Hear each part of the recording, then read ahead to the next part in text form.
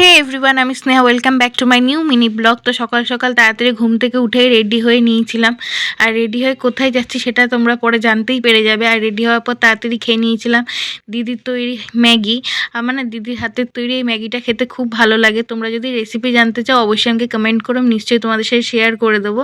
আর দেখো আমি রেডিও হয়ে গেছি।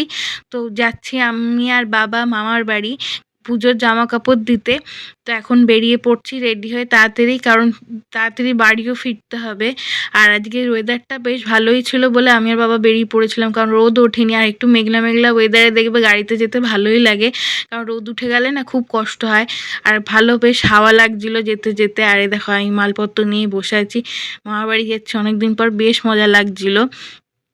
তো এই যে দেখো এই রাস্তাটা পুরো ফাঁকা, আর আকাশটা মেঘলা ছিল বলে দারুণ হাওয়াও লাগছিল।